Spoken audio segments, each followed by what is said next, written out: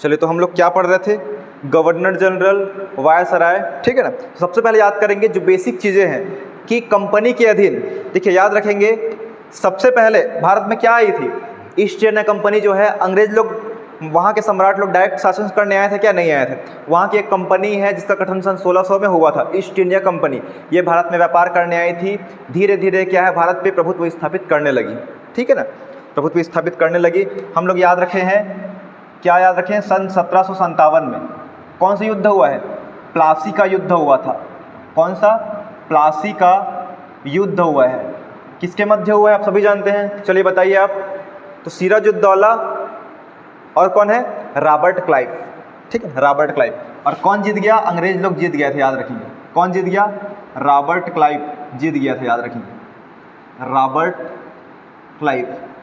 आप लोग को लिस्ट याद है कि नहीं है? बंगाल का प्रथम गवर्नर, बंगाल का प्रथम गवर्नर जनरल, ये सब चलिए देख लेते हैं। उसमें सबसे पहले तो एक ट्रिक है, क्या ट्रिक बताया हूँ? रॉबर्ट, देख लीजिए, रॉबर्ट है विलियम की मौसी, रॉबर्ट है विलियम की, ठीक है ना, मौसी करके याद रखें आप लोग, ठीक है ना। रॉबर्ट क्या है? देखिए, रॉबर्ट्स क्या है? रॉबर्ट क्लाइव है। रॉबर्ट क्या है? क्लाइव। और है से क्या है? वॉरेन हेस्टिंग्स, याद रखिएगा, है से वॉरेन हेस्टिंग्स है, ठीक है। तीसरा याद रखते हैं, विलियम से कौन है? विलियम बेंटिक है, विलियम से विलियम बेंटिक है। और चौथा की से क्या है? याद रखिएगा, तो लॉर्ड कैनिंग है, लॉर्ड कैनिंग। और पांचवा देखा जाए तो माँ से क्या है? Lord Mountbatten. जब भारत आज़ाद हुआ तो यही गवर्नर जनरल वायसराय थे। और छठवां लास्ट है, सी से क्या है? हमारे भारत के है सी राजगोपालाचारी, याद रखिएगा, बहुत इंपॉर्टेंट है, सी राजगोपालाचारी। तो कम से कम हमारा ट्रिक है वो तो याद रहना चाहिए आपको, ठीक है ना। क्या है? रॉबर्ट है विलियम की, ठीक, मासी, ठीक है। तो रॉबर्ट क्लाइव याद रखेंगे, सबसे पहले ब्रिटिश लोग किधर प्रभुसत्ता स्थापित किए थे? हुगली को अपना क्षेत्र बनाया था मेन, ठीक है ना। तो रॉबर्ट क्लाइव याद रखेंगे, बंगाल के, क्या है? बंगाल के प्रथम गवर्नर है, मोस्ट इंपॉर्टेंट, बंगाल के प्रथम गवर्नर, बस गवर्नर जनरल नहीं। कौन? बंगाल के प्रथम गवर्नर कौन है? रॉबर्ट क्लाइव थे, जिन पर सिर्फ बंगाल पर अधिकार था। और ये जो थे गवर्नर बनाया गया था, इन लोग कंपनी के अधीन थे, है ना, कंपनी के अंडर में थे, ना कि ब्रिटिश सम्राट के अंतर्गत, ठीक है। उसके बाद हम लोग गवर्नर, गवर्नर जनरल, वायसराय में भी अंतर समझेंगे। सबसे पहले इसको देख लीजिए, रॉबर्ट क्लाइव। उसके बाद देखते हैं वॉरेन हेस्टिंग्स, ये कौन थे? तो बंगाल के गवर्नर जनरल बनाए गए थे, याद रखेंगे, बंगाल के। देखिए, ये बंगाल के प्रथम गवर्नर, लेकिन ये बंगाल के क्या है? प्रथम कौन है? गवर्नर जनरल है, याद रखेंगे, बहुत इंपॉर्टेंट, ये बंगाल के गवर्नर जनरल है। अब गवर्नर जनरल क्या होता था? देखिए, इन दोनों में शक्ति में थोड़ा डिफरेंस था। ये तो गवर्नर है, ये सिर्फ बंगाल का क्षेत्र बस देखता था, ठीक है ना। लेकिन उस टाइम मेन क्षेत्र कौन होता था? एक हम लोग पूर्व साइड देखे भारत में तो कौन सा है? बंगाल है। पश्चिम साइड देखा तो बम्बई था, है ना। और नीचे साइड देखे हम लोग तो कौन सा था? मद्रास था। तीन मेन था उस टाइम, याद रखेंगे, बम्बई, बंगाल और मद्रास। तो बंगाल का गवर्नर कौन था? रॉबर्ट क्लाइव था। ये सिर्फ बंगाल का देखता था, जो गवर्नर था। अब जो गवर्नर जनरल बनाया गया है वो क्या है? बंगाल का तो देखता ही देखता था क्षेत्र, प्लस इसके अंडर में बम्बई, मतलब मुंबई और मद्रास के एरिया का जो गवर्नर है उसको भी इसके अधीन कर दिया गया। मतलब उन लोग भी अब क्या है? इसके अंडर में काम करेंगे। जो बंगाल के गवर्नर जनरल है, इसी की बात उन लोग मानेंगे। कहाँ कहाँ के लोग? तो बम्बई व मद्रास के गवर्नर भी अब क्या है? बंगाल के गवर्नर जनरल की बात मानेंगे। तो याद रखना है, बंगाल के प्रथम गवर्नर कौन है? रॉबर्ट क्लाइव है। और वॉरेन हेस्टिंग्स कौन है? बंगाल के प्रथम गवर्नर जनरल है। अगर हम लोग बात करें लॉर्ड विलियम बेंटिक की बात करें, ठीक है, लॉर्ड विलियम बेंटिक, तो इनको क्या बनाया गया? भारत का, मोस्ट इंपॉर्टेंट है, इनको क्या है? भारत का प्रथम गवर्नर जनरल बनाया गया है। भारत का प्रथम गवर्नर जनरल बनाया गया है, बहुत इंपॉर्टेंट है। लॉर्ड विलियम बेंटिक के टाइम बहुत अच्छे अच्छे काम हुए हैं। सती प्रथा का अंत हुआ है। इनका कार्यकाल कब से कब तक था? तो 1828 से लेकर 35 तक। और 1829 में क्या हुआ है? तो सभी जानते हैं, सती प्रथा का अंत हुआ है। सती प्रथा क्या होता है? जिसमें पति की मृत्यु होने पर क्या है, उनको भी जला दिया जाता था, या फिर वो क्या है जो समाधि रहती है उनके, अग्नि जो जलते रहते उसमें क्या है कूद जाती थी वो, ठीक, और अपना जान दे देती थी। तो ये सती प्रथा है, ठीक है ना, खराब नियम था एक। उसके बाद है लॉर्ड कैनिंग। लॉर्ड कैनिंग में क्या है याद रखिए कि भारत का क्या है प्रथम गवर्नर जनरल है, ये क्या रहेगा लॉर्ड कैनिंग भारत का प्रथम वायसराय है। भारत का प्रथम क्या है वायसराय। अब आप लोग सोचोगे गवर्नर जनरल वायसराय में अंतर क्या है। देखिए गवर्नर जनरल ये क्या था, ब्रिटिश ईस्ट इंडिया कंपनी के अधीन काम करती थी। कौन सी company, British East India company के अधीन। लेकिन अब वायसराय देखिए ध्यान देंगे, लॉर्ड जो कैनिंग है 1857 की क्रांति है, उसके बाद इनको मतलब नियुक्त किया गया था, याद रखेंगे, ठीक है ना, नियुक्त किया गया था, इनको बनाया गया है, मतलब वायसराय बनाया गया है। क्यों, क्योंकि 1857 की क्रांति में भारतीय लोग बहुत ही ज़्यादा अंग्रेज़ों से असंतुष्ट थे, ठीक है। तो अंग्रेज़ लोग थोड़ा सा डर गए थे कि अब भारतीय लोग बहुत ज़्यादा असंतुष्ट हैं, उन लोग को थोड़ा संतुष्ट करना पड़ेगा। ईस्ट इंडिया कंपनी बहुत गलत तरीके से शासन चला रही है, भारतीयों को बहुत ज़्यादा शोषण कर रही है, तो अंग्रेज़ सरकार जो है अपने अधीन कर लिया गया, ठीक है ना। तो डायरेक्ट क्या है अपना प्रतिनिधि भेजकर उन लोग शासन कराने लगे। उसी प्रतिनिधि को क्या कहा गया, तो वायसराय कहा गया है, याद रखेंगे, ठीक है ना। तो वायसराय किसके अधीन में काम करता था, तो ये ब्रिटिश सम्राट के अधीन हो गया डायरेक्ट। और इन लोग जो है गवर्नर जनरल, गवर्नर, इन लोग क्या है ब्रिटिश ईस्ट इंडिया कंपनी जो भारत में आई थी उसके अंडर में काम करती थी, ठीक है ना। लेकिन ये जो है वायसराय ब्रिटिश सम्राट के अधीन काम करता था, याद रखेंगे। तो भारत का प्रथम वायसराय कौन है, लॉर्ड कैनिंग है। उसके बाद माउंटबेटन कौन है, तो याद रखिएगा ये भारत के स्वतंत्रता के समय, भारत के स्वतंत्रता या आज़ादी के समय कौन थे गवर्नर जनरल। आज़ादी के समय याद रखेंगे तो कौन थे, लॉर्ड माउंटबेटन थे, याद रखेंगे आज़ादी के समय। और सी राजगोपालाचारी कौन है। देखिए भारत को आज़ादी कब मिली है, 15 अगस्त 1947 को भारत आज़ाद हो गया था, ठीक है ना। अब भारतीयों का ये कहना था कि वायसराय का मतलब क्या होता है ये बताइए। अभी बताया हूँ, वायसराय मतलब जो ब्रिटिश है मतलब ब्रिटेन की महारानी है, उसके अधीन में जो काम करते थे उसको वायसराय बोलते थे। लेकिन जब भारत आज़ाद हो गया है तब भी वायसराय पद शोभा देता है क्या, भारतीय लोग बोले कि वायसराय का पद तो शोभा नहीं देता है अब, क्योंकि अब क्या है भारत आज़ाद हो गया है तो भारत अपना शासन चलाएगा करके। इसलिए क्या है ये जो वायसराय का नाम चेंज कर दिया गया, फिर से क्या बना दिया गया, गवर्नर जनरल ही बना दिया गया, क्योंकि यहाँ के जो लोकल है वही लोग शासन कर रहे हैं, तो गवर्नर जनरल करके, ठीक है ना। तो याद रखिएगा प्रथम भारतीय गवर्नर जनरल, ये सब क्या है, Robert Clive, Warren Hastings, William Bentinck, Canning, Mountbatten, ये सब कौन है, ये सब विदेशी है, विदेशी मतलब अंग्रेज है। लेकिन सी राजगोपालाचारी ये कौन है, तो ये याद रखिएगा सी राजगोपालाचारी जो है प्रथम भारतीय गवर्नर जनरल बनेंगे।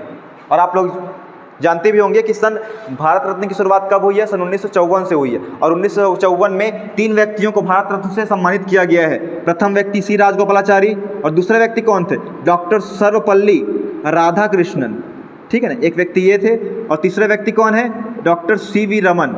इन तीनों विभूतियों को भारत रत्न से पहली बार जब शुरुआत हुई है भारत रत्न की तो इससे सम्मानित किया गया था, ठीक है ना, ये आपको याद रखना है अच्छे से। और रॉबर्ट क्लाइव के टाइम कौन हुआ था, क्या कौन सा विद्रोह हुआ था बताइए, इसके बारे में थोड़ा सा बात करते हैं। ये हो गया है, चलिए मिटाता हूँ थोड़ा सा, ठीक है ना। उसके बाद हम लोग थोड़ा सा इन्हीं के बारे में देखेंगे ना, बाकी तो हम लोग को लिस्ट पूरा पढ़ना ही पढ़ना है। तो देखिए प्लासी के युद्ध से ही क्या है, अंग्रेज लोग अपना बंगाल में प्रभुत्व स्थापित कर दिए, ठीक है।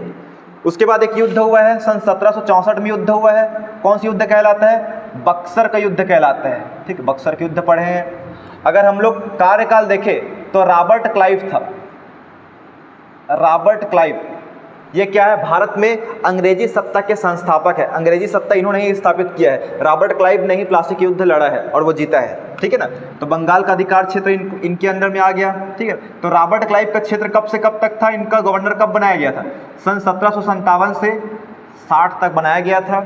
उसके बाद इनका सेकेंड कार्यकाल फिर स्टार्ट होता है, एक बार फिर आते हैं वो भारत के गवर्नर जनरल बन के, तो 1765 से 67 के मध्य फिर रहते हैं, ठीक है। अगर बात करें देखिए इसमें से प्लासी के युद्ध के समय गवर्नर कौन था, तो गवर्नर कौन था, रॉबर्ट क्लाइव था। और अगर दूसरी बात करें रॉबर्ट क्लाइव की बात कौन आया था प्रथम कार्यकाल के बाद, वेंसीटार्ट आया था। कौन आया था, वेंसीटार्ट आया था, ये आए थे सन, इसके बाद आए थे ना सन 1760 से 65 तक थे। इनके कार्यकाल में कौन सा युद्ध हुआ है, देखिए बक्सर का युद्ध हुआ है, बहुत ज़्यादा इंपॉर्टेंट है, क्वेश्चन आता है बक्सर का युद्ध बक्सर भी बंगाल में है। बक्सर का युद्ध जो है किस गवर्नर के टाइम हुआ है? तो वेंसीटाट का टाइम। उसके बाद फिर कौन आ गए? रॉबर्ट क्लाइव आ गए, याद रखेंगे। कौन आ गए? रॉबर्ट क्लाइव आ गए। रॉबर्ट क्लाइव आए हैं। कब आए हैं? सन 1765 से 67 तक थे। और इसी दौरान क्या हुआ है? इलाहाबाद की संधि हुई है, याद रखेंगे, इन लोग के मध्य इलाहाबाद की संधि हुई है। इलाहाबाद की संधि के अंतर्गत अवध के नवाब शुजा-उद-दौला और मुगल सम्राट शाह आलम द्वितीय और अंग्रेज के मध्य संधि हुई है। इलाहाबाद की संधि मोस्ट इंपॉर्टेंट कब हुई है? सन 1765 में हुई है। उसके बाद बात करते हैं वॉरेन हेस्टिंग्स।